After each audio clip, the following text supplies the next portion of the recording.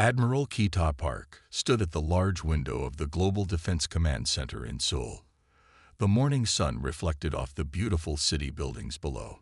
He took a sip of his coffee and looked at the giant screens showing Earth's space defense network. Everything seemed normal, just like any other day. The space stations were reporting good conditions. The defense satellites were working perfectly. Earth's mining ships near Mars were sending their usual signals. "Admiral, could you come here for a moment?" Commander Jisoo Lee's voice broke the quiet morning routine. She was looking at her screen with worried eyes. Park walked over to her station. "What's wrong, Commander?" "Sir, 3 of our deep space probes have stopped sending signals." Jisoo pointed to the red dots on her screen. "They were working fine just an hour ago." Park put down his coffee cup. This was unusual. Earth's deep space probes were very reliable. They had worked without problems for the past 15 years. Could it be a technical problem? "I checked that first, sir." Jisoo typed quickly on her keyboard. "All other systems are working fine. It's just these 3 probes. They're the ones watching the outer edge of our solar system." Park felt a cold feeling in his stomach. He had been in the Space Defense Force for 30 years. His instincts were telling him something was very wrong. "Show me the last readings from those probes," he ordered. Jisoo brought up the data. The numbers didn't make sense. Just before they went silent, the probes had detected something massive moving through space. The energy readings were off the charts. "Get me Colonel Ta-1 on the line," Park said, "and start running full scans of the outer system." As Jisoo made the calls, more alerts started appearing on the screens. 5 more probes went dark, then 10 more. Whatever was out there was getting closer. "Sir," a young officer called out, "we're detecting strange energy patterns near Neptune's orbit." Park walked to the main screen. The patterns looked like ripples in space. He had never seen anything like it in all his years of service. "Admiral, Colonel Ta-1 is on line 1, Jisoo reported. Park picked up his secure phone. "Colonel, we have a situation. I need you to activate Protocol 7 immediately." There was a pause on the other end. "Are you sure, sir?" "Protocol 7 is for first contact scenarios." "I'm sure, Colonel. Something big is coming our way, and it's not one of ours." Park turned to address the command center. "All stations, this is not a drill. I want all Earth defense systems at full power. Contact every space station and colony. Tell all ships to return to Earth immediately." The command center burst into activity. Officers ran between stations. Phones rang. Computers beeped with new alerts. Jisoo walked up to Park. "Sir, should we inform the public?" Park looked at the main screen again. More ripples were appearing. Whatever was coming, it was big enough to disturb space itself. "Not yet," he said. "First, we need to know what we're dealing with. Wake up every scientist who knows anything about space phenomena. Contact Dr. Hae Newell at the Space Communication Center. If this is first contact, we need to be ready." Jisoo nodded and hurried off. Park returned to the window. The peaceful morning view of Seoul now seemed different. In a few hours, everything might change. Humanity had prepared for this moment, but were they really ready? The red alerts kept flashing on the screens behind him. More probes went silent. The ripples in space grew stronger. And Admiral Kita Park, the man responsible for Earth's safety, watched the sun rise over his city, wondering if this would be the last peaceful sunrise humanity would see. The massive ships appeared suddenly, like dark clouds blocking the stars. They came through holes in space, their metal bodies shining under Earth's sun. There were hundreds of them, each bigger than the largest city on Earth. In the Global Defense Command Center, everyone stood frozen, watching the main screen. The alien ships moved with perfect order, spreading out around Earth like a giant net. "Get me a count of those ships," Admiral Park ordered, his voice steadied despite the fear in the room. "At least 300 vessels, sir," Commander Jisoo reported. "They're positioning themselves above every major military base on Earth." Dr. Haenul Kim rushed into the command center, carrying her translation equipment. Her face was red from running. "Admiral, I'm ready to try communication with them." Park nodded. "Do it quickly. We need to know their intentions." Haenul set up her equipment and began sending out greeting messages in all known formats. Mathematical sequences, radio waves, light patterns, everything humans had prepared for first contact. The response came faster than anyone expected. Every screen in the command center changed at once. A figure appeared, tall, with gray skin that looked like metal. Its eyes glowed with a cold blue light. "People of Earth," the alien spoke in perfect English. "I am Supreme Commander Nix of the Celestial Dominion. Your planet is now under our control." Admiral Park stepped forward. "This is Admiral Kita Park of Earth's Global Defense Force. We wish to establish peaceful—" "Silence," Nix cut him off. "We did not come to talk. Your species has been studied and found wanting. You will surrender all military control within 24 Earth hours, or we will demonstrate our power." Haenul tried to speak. "Please, we can work together. We have much to offer." The alien's laugh was like metal scraping on metal. "Offer? Your technology is primitive. Your weapons are toys. Your only value is as a resource." Suddenly, one of the alien ships fired a beam of light. Everyone watched in horror as the moon base, humanity's pride and home to 500 people, exploded into dust. "That was a warning," Nix said. "You have 24 hours. Do not test our patience." The screens went dark. In the silence that followed, Admiral Park turned to his team. "Get me the World Council. Now." "Sir," Jisoo said, checking her instruments. "The alien ships have created some kind of energy field around Earth. All our satellites are blocked. We can't send ships out or communicate with Mars." Park looked at the tactical display. The alien ships had taken perfect positions. They had Earth completely trapped. "Dr. Kim," he called to Haenul. "What did you learn from their transmission?" Haenul was already analyzing the data. "They're advanced, yes, but also arrogant. They think they know everything about us. That could be a weakness." Park nodded slowly. He pressed a button on his command console. "Colonel Ta-1, are you there?" "Yes, Admiral," came the reply. "Remember that secret project you told me about last month? The one that was too dangerous to use?" There was a pause. "Yes, sir. Project Starburst." "Get it ready," Park ordered. "And contact Dr. Myra Song. Tell her it's time to show what humans can really do." As Park gave orders, the alien ships hung in the sky like dark stars. They thought they had Earth trapped. They thought humans would give up easily. They were about to learn a very important lesson about underestimating humanity. Deep under the mountains of South Korea, Colonel Ta-1 led Admiral Park through a secret tunnel. Commander Jisoo followed close behind them. The tunnel lights cast long shadows on the walls as they walked deeper into the Earth. "What you're about to see has been secret for 5 years, Ta-1 explained. "Only 10 people in the world know about it." They reached a thick metal door. Ta-1 pressed his hand against a scanner. The door opened with a soft hiss, revealing a massive underground laboratory. In the center of the lab stood a strange machine. It looked like a silver sphere surrounded by spinning rings. Blue energy moved between the rings like lightning. Next to it stood a woman in a white lab coat, making adjustments on a computer. "Admiral Park, meet Dr. Myra Song," Ta-1 said.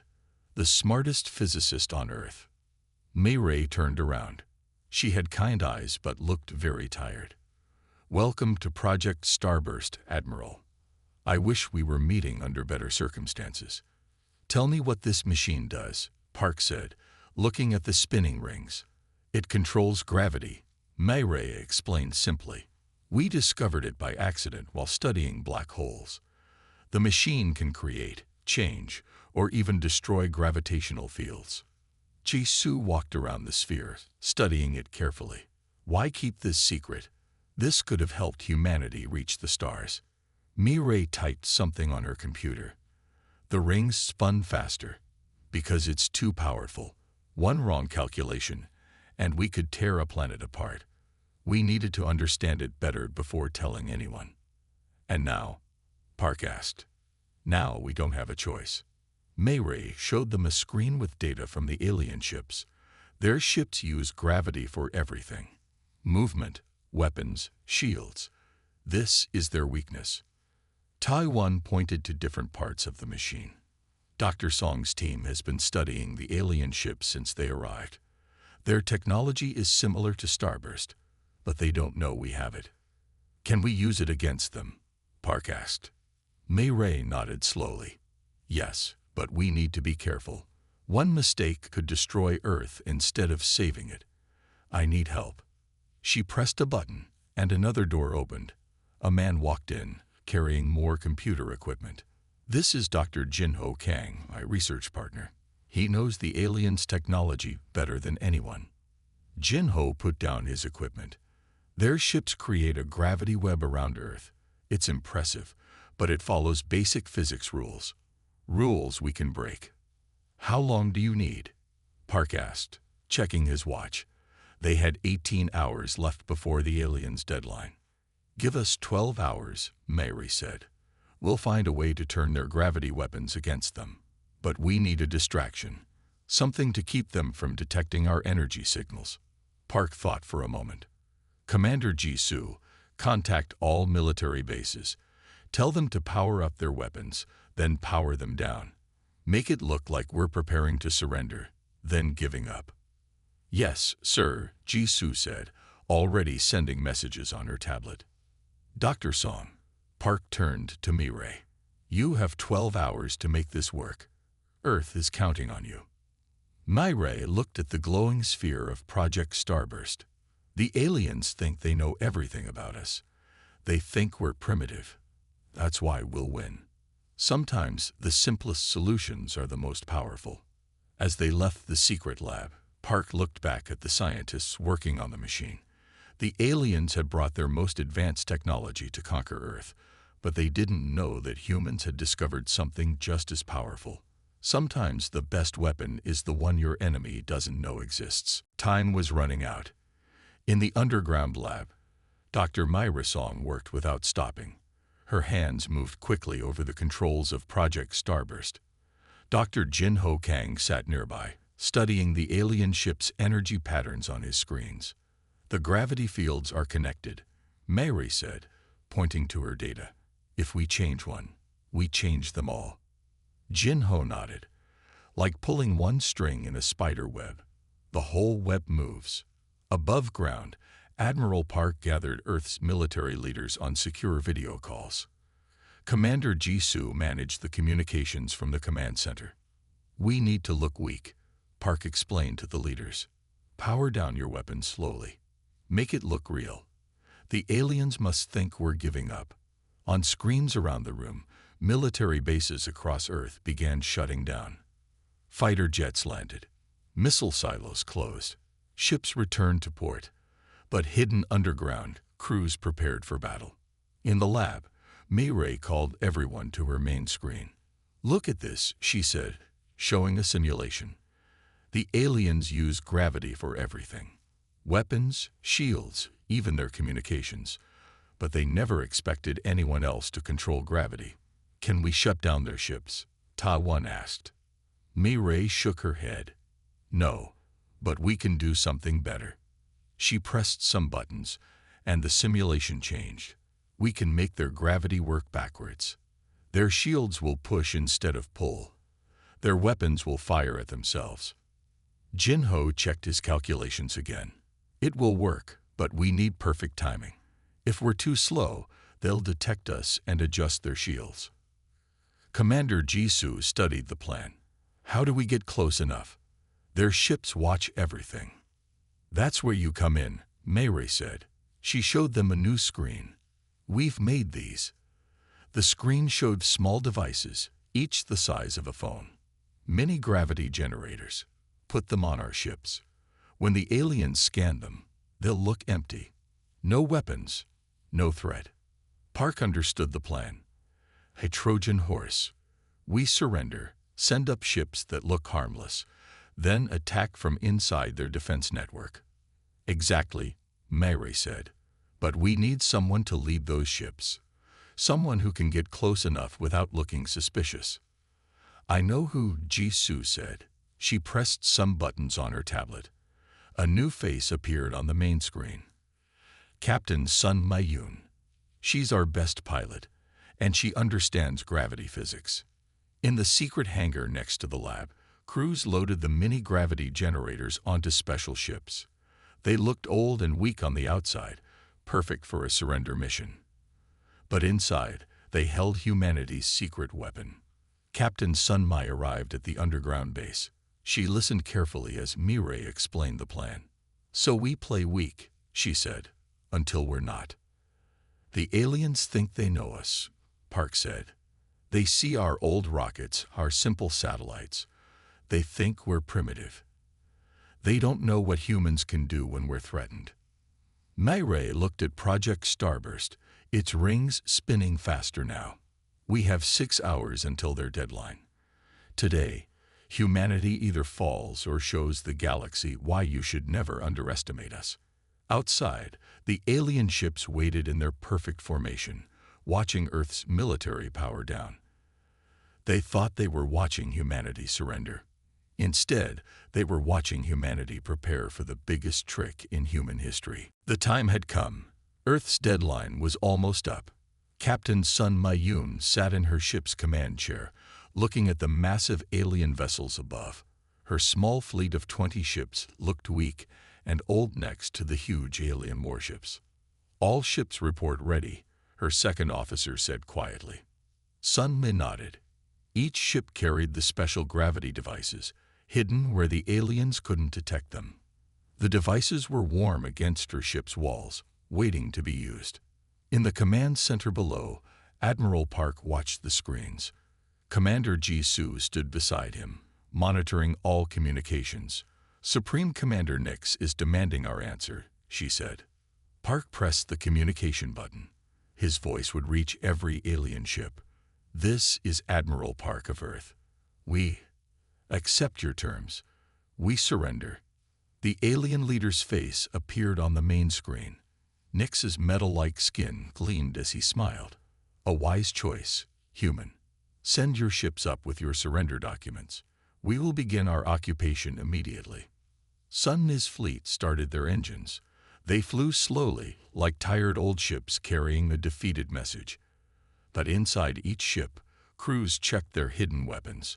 The gravity devices hummed softly, ready to change everything. Deep underground, Dr. Myra Song and Dr. Jinho Kang watched the power readings from Project Starburst. The giant machine spun its rings faster and faster, building up energy. But its power stayed hidden, shielded by the mountain above. Their scanners are checking our ships, Sun Mi reported quietly. She tried to sound scared and tired, like a defeated captain. They're letting us approach. The alien ships were huge up close. Each one could hold 100 of Sun Mi's ships. Their golden energy shields glowed in the sunlight. The aliens had positioned their ships perfectly to control Earth. But that perfect position would soon become their biggest mistake. Captain, one of her crew called out. They're opening their docking bays. They want us to land inside their ships. Sun Mi smiled slightly. This was exactly what they wanted. Tell all ships to approach slowly. Remember, look defeated. Look weak. In the underground lab, Mayray watched the alien ship's gravity readings. They're not suspecting anything, she told Jinho. Their shields are still set to normal power. Commander Jisoo coordinated with military bases around the world. Everyone waited for the signal, pretending to shut down their weapons. The aliens watched Earth's military power fade away, not knowing it was all fake. Attention Earth ships. Supreme Commander Nix's voice came through the radio. You will land in our docking bays. Prepare to be boarded. Your surrender will be complete. Sun Mi's ships moved closer to the alien fleet. The huge docking bays opened like giant mouths, ready to swallow Earth's ships. The aliens thought they were accepting Earth's surrender. Instead, they were inviting their defeat right into their own ships. "We're in position," Sun Mai reported to Admiral Park. Her voice was steady now, no longer pretending to be afraid. Park looked at his team. Jisoo nodded. The scientists underground gave their signal. Everything was ready. In a few minutes, the aliens would learn that humans were not as weak as they thought. Sometimes the best weapon isn't the strongest one. Sometimes it's the one your enemy invites you to bring aboard their own ships. Captain Sun Mi's ships sat quietly in the alien docking bays. The huge doors closed behind them, trapping them inside the massive alien vessels. Alien soldiers approached the Earth ships, ready to take the humans prisoner. In the underground lab, Dr. Myra Song looked at Admiral Park. "Everything is ready, sir. Project Starburst is at full power." Park took a deep breath. This was the moment that would decide Earth's future. "Captain Sun Mi, are your ships in position?" "Yes, sir." Sun Mi's voice came through clearly. "All ships report ready. The aliens suspect nothing." Park looked at Commander Jisoo. She nodded, her hand on the communication controls. Everything they had planned came down to this moment. "Begin Operation Reversal," Park ordered. Mi-Ray pressed her hands against the control panel of Project Starburst. The giant rings spun faster and faster. Blue energy crackled between them. The whole mountain seemed to shake. Activating gravity pulse in 3, 2, 1. Mi-Ray pushed the final button. The effect was instant. Inside the alien ships, everything changed. The artificial gravity that the aliens depended on suddenly turned against them. Their own technology became their enemy. "Now," Sun Mi ordered. All 20 Earth ships activated their hidden gravity devices at once. The devices connected with Project Starburst's power, creating a web of chaos inside the alien fleet. The alien soldiers floated helplessly in their own ships, their weapons pulled away from their hands. Their perfect formations fell apart as they lost control of their artificial gravity. "What is happening?" Supreme Commander Nex's angry voice boomed through the communications. "What have you done?" In the command center, Jisoo watched the alien fleet's formation break apart. "Their shields are reversing, sir. They're being pushed apart by their own gravity fields." The aliens tried to fire their weapons, but the gravity changes made them shoot at themselves instead. Their mighty ships, once so perfectly positioned, now crashed into each other like toys in a storm. "All Earth forces, attack now," Park commanded. Hidden missile bases powered up again. Fighter jets launched from secret underground hangars. The humans had never really powered down their weapons. Now they fired everything at the confused alien fleet. Sun Mi's ships launched from the alien docking bays, their gravity devices creating chaos wherever they went. "The aliens can't coordinate their defenses," she reported. "Their gravity weapons are useless." Mi-Ray and Jin-Ho worked together, adjusting Project Starburst's power. The alien ships tried to adjust their gravity fields, but the humans had studied their technology too well. Every change the aliens made, the humans countered. "Impossible." Nex's voice was filled with fear now. "You are primitives. How can you control gravity?" "You made a mistake," Park replied calmly. "You thought we were weak because we were behind you in technology. You didn't consider that we might have discovered something you didn't expect." The alien fleet fell into complete chaos. Their perfect formation was destroyed. Their powerful weapons were useless. The species they had thought was primitive and weak was defeating their mighty armada. Commander Jisoo smiled as she watched the battle screens. "Sometimes," she said quietly, "the best way to win a fight is to let your enemy think they've already won." Supreme Commander Nix stood in his command room, watching his mighty fleet fall apart. Warning lights flashed everywhere. His officers floated helplessly, unable to control their movements in the changing gravity. "Fix the gravity systems," he shouted at his engineers. "How can these primitive humans do this to us?" But nothing the aliens tried worked. Every time they adjusted their gravity controls, the humans changed their attack pattern. Project Starburst kept sending new waves of energy, keeping the alien fleet in chaos. In her ship, Captain Sunbai led another attack run. Her small fleet moved perfectly through the confused alien ships. They had practiced these moves for hours, knowing exactly how the gravity changes would affect their flight paths. All ships target their main power cores, Sunbai ordered. They can't defend themselves while their gravity is reversed. The Earth ships fired their weapons. Without their gravity shields, the alien vessels were surprisingly weak. Their mighty warships started breaking apart, pieces floating away in the strange gravity fields. In the underground lab, Dr. Myray watched the power readings carefully.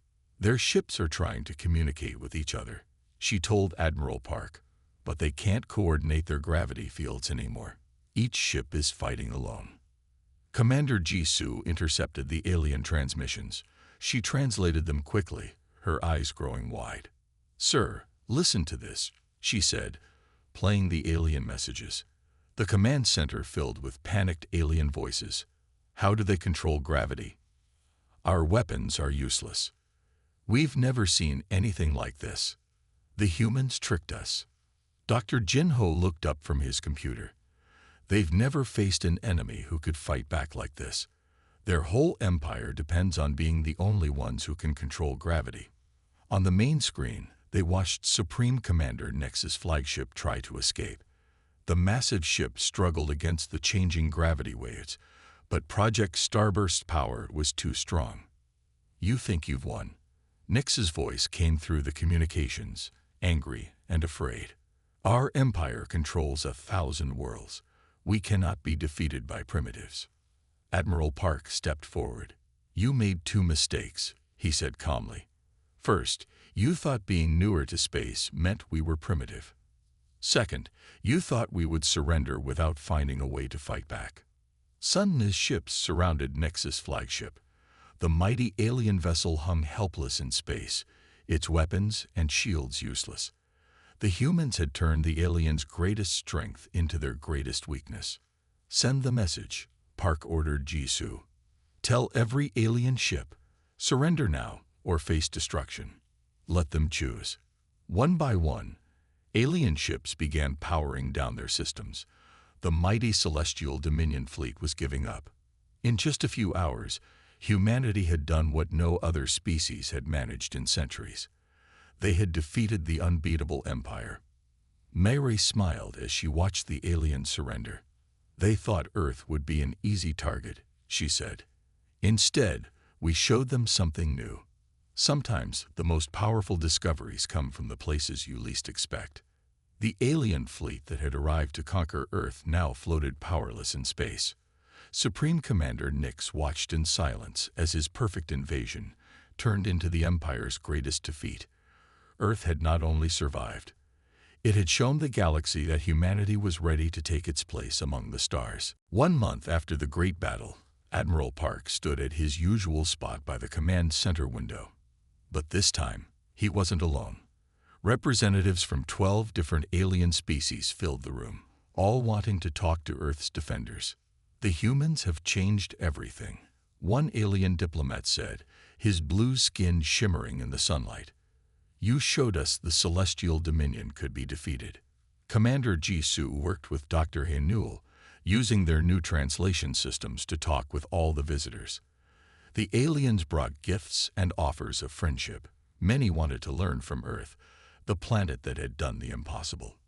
In the underground lab, now much bigger than before, Dr. Myra Song and Dr. Jinho Kang worked with scientists from across the galaxy. Project Starburst had opened new doors in gravity science. The aliens were amazed that humans had discovered something they had missed. "Your way of thinking is different," a tall alien scientist told Myra. "You found new answers because you asked new questions. We need this kind of thinking in our galaxy." Captain Sunmai had become a hero. Her small fleet that tricked the mighty alien armada was now famous across the stars. Young pilots from Earth and other worlds wanted to learn from her. She taught them that courage and clever thinking were just as important as powerful weapons. The captured alien ships proved valuable. Earth's engineers studied them carefully, learning about space travel and advanced technology. But they didn't just copy the alien designs, they improved them, adding human innovations that surprise even their new alien friends. Supreme Commander Nix faced justice from his own people. The Celestial Dominion's defeat changed their empire. They learned that treating other species as primitive was a dangerous mistake. Now they had to share their power with others, including humans. "We should have talked first," Nix admitted to Admiral Park before leaving Earth. "We thought we knew everything. You taught us we were wrong." In his office, Park looked at a new map of the galaxy. Earth was no longer alone. New trade routes connected them to friendly worlds. Human ships, now equipped with both alien technology and Earth's innovations, explored deep space. "What do you think about all this?" Jisoo asked Park as they watched ships from different worlds land at Earth's new spaceport. "I think," Park said with a smile, "that sometimes being underestimated is an advantage. The aliens thought we were weak because we were young. But being young meant we could think in new ways." Myray's team had started teaching other worlds about gravity control. But they also learned new things from their alien friends. Earth's science and technology grew quickly, combining the best ideas from many worlds. In schools across Earth, children learned about the day humanity proved itself to the galaxy. They learned that being smaller or newer didn't mean being weaker. Creative thinking and determination could overcome any challenge. As the sun set over Seoul, Park watched ships from a dozen worlds flying peacefully above the city. The aliens had come to conquer Earth, but instead, they had opened the door to the stars. Humanity had earned its place among the galactic civilizations, not by being the strongest, but by being the most innovative. "The galaxy has changed," Jisoo said, looking at the stars appearing in the evening sky. "No," Park replied. "We changed it. And this is just the beginning."